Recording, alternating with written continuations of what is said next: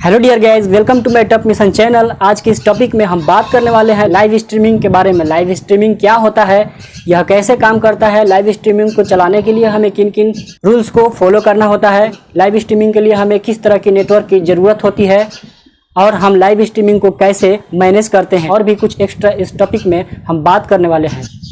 अगर आपने मेरे चैनल को सब्सक्राइब नहीं किया है तो कर लीजिए मेरे चैनल को सब्सक्राइब, लाइक कीजिए, शेयर कीजिए और बेल नोटिफिकेशन पर क्लिक करें ताकि हमारे नए वीडियोज़ की नोटिफिकेशन आपको मिलता रहे। तो चलिए वीडियो को स्टार्ट करते हैं।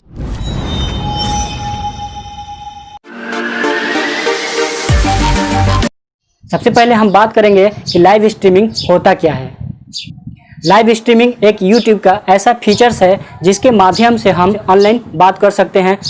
अगर कोई कमेंट में आपसे कोई सवाल पूछता है तो उनके सवालों का जवाब दे सकते हैं। आप किसी इवेंट या किसी टॉपिक पे डायरेक्टली बात कर सकते हैं और व्यूअर्स या ऑडियंस को आप अपनी ओर आकर्षित कर सकते हैं।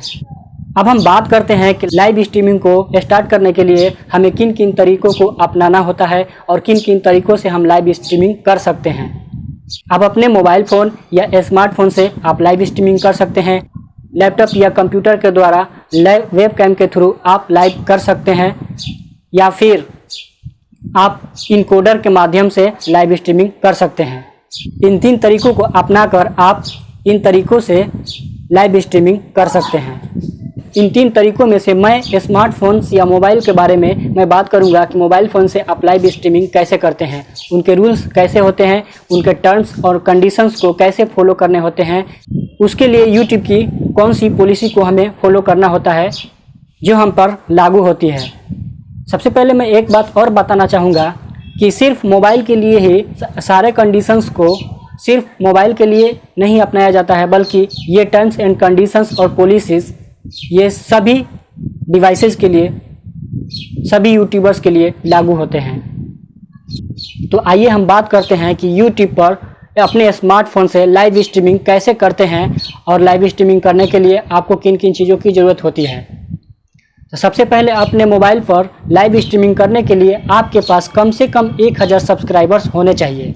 अगर आपके पास 1000 सब्सक्राइबर्स नहीं है तो आप डायरेक्टली अपने स्मार्टफोन के जरिए लाइव स्ट्रीमिंग नहीं कर पाएंगे।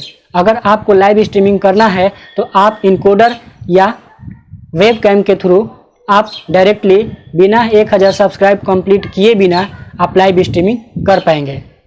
दूसरी बात यह है कि अगर आप अपने स्मार्टफोन से बिना 1000 सब्सक्राइब कंप्लीट किए बिना अगर लाइव स्ट्रीमिंग करना चाहते हैं तो उसके लिए आपको अलग से एक एप्लीकेशन का इस्तेमाल करना होता है जिसका नाम है स्ट्रीमलैब्स OBS। इसका इस्तेमाल करके आप बिना 1000 सब्सक्राइबर्स कंप्लीट किए बिना आप डायरेक्टली लाइव स्ट्रीमिंग कर पाते हैं। अपने स्मार्टफोन के यूट्यूब चैनल से अगर आप लाइव करना चाहते हैं तो उसके लिए सबसे पहले आपको अपने चैनल को वेरीफाई करना होता है, और वेरीफाई करने के लिए आपको एक मोबाइल नंबर मांगा जाता है और मोबाइल नंबर पर आपको एक OTP पासवर्ड आएगा जिसके माध्यम से आप उसमें OTP को सबमिट करके आप उसको लाइव स्ट्रीमिंग इनेबल करवा सकते हैं। पहली बार चैनल को वेरीफाई करने के बाद जब आप लाइव स्ट्रीमिंग करने के लिए स्टार्ट करेंगे तो उसमें आपको फर्स्ट टाइम में 24 घंटे लग सकते हैं। 24 घंटे लगने के बाद जब आप उसके बाद दोबारा लाइव स्ट्रीमिंग करना चाहेंगे तो आपका लाइव स्ट्रीम जल्दी ही शुरू हो जाएगा। आपका चैनल वेरीफाई होने के बाद यहाँ पर एक बात और है कि आप 12 घंटे के वीडियो को आप लाइव स्ट्रीमिंग में डायरेक्ट कर सकते हैं और वो ऑटोमेटिक सेव हो जाएगा। जब आपका चैनल वेरीफाई हो जाएगा तो आप लाइव स्ट्रीमिंग करने के बाद उसके टाइटल, डिस्क्रिप्शन, थंबनेल और टैग्स वगैरह को चेंज कर सकते हैं, उसमें टाइटल वगैरह लगा सकते हैं। यहाँ पर मैं आपको एक बात ये बता दूँ कि आपको वेरीफाई करने के लिए एक मोबाइल नंबर की ज़रूरत क्यों होती है। यूट्यूब आपसे मोबाइल नंबर इसलिए मांगता है कि वो वेरीफाई करना चाहता है कि वो आपका चैनल है कि नहीं, कहीं आप स्पैम या चोरी तो नहीं कर रहे हैं, कहीं यूट्यूब के थ्रू लाइव करके किसी डेंजरस या गलत कंटेंट के बारे में तो आप नहीं बात करेंगे, इसलिए आपसे नंबर मांगा जाता है। अगर यूट्यूब को पता चलता है कि आपने उसका गलत इस्तेमाल किया है तो यूट्यूब आपके चैनल को टर्मिनेट भी कर सकता है, आपके लाइव स्ट्रीमिंग को रोक सकता है। लाइव स्ट्रीमिंग को शुरू करने के लिए YouTube के कुछ टर्म्स, पॉलिसीज और कंडीशंस को फॉलो करना होता है। लाइव स्ट्रीमिंग को शुरू करते समय आपको ये भी ध्यान में रखना होता है कि आप कम्युनिटी गाइडलाइंस के रूल्स को फॉलो करते भी हैं या नहीं करते हैं। अगर YouTube को पता चलता है कि आप YouTube के नियम का उल्लंघन कर रहे हैं तो YouTube आपके लाइव स्ट्रीमिंग पर रोक लगा सकता है, जिससे कि आप 90 दिनों तक आप अपने चैनल पर लाइव स्ट्रीमिंग नहीं कर पाएंगे।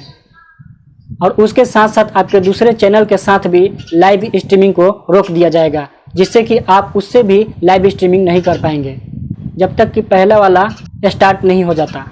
अगर इससे ज़्यादा आप YouTube के नियमों का उल्लंघन करते हैं तो YouTube आपके चैनल को टर्मिनेट भी कर सकता है, ये उसके पास अधिकार है। इसलिए आप YouTube के टर्म्स और कंडीशंस को फॉलो करेंगे तो आपके लिए बेहतर रहेगा और आप अपने चैनल को हमेशा अच्छे स्टैंडर्ड में देखेंगे।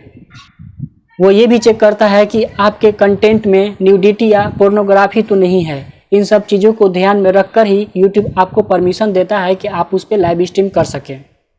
अब हम बात करते हैं नेटवर्क से जुड़ी कंडीशंस के बारे में। अब हम बात करते हैं नेटवर्क के बारे में। लाइव स्ट्रीमिंग करने के लिए आपका नेटवर्क कैसा होना चाहिए? लाइव स्ट्रीमिंग करने के लिए आपका नेटवर्क बहुत ही बेहतर होना चाहिए।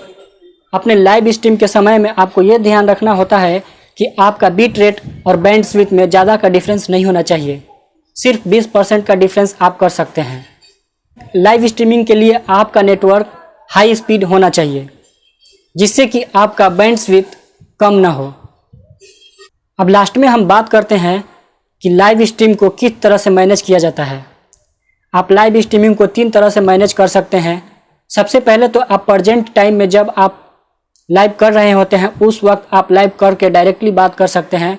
और दूसरी बात यह है कि आप गुजरे हुए पल के बारे में, जैसे कि आपने पहले प्रीवियस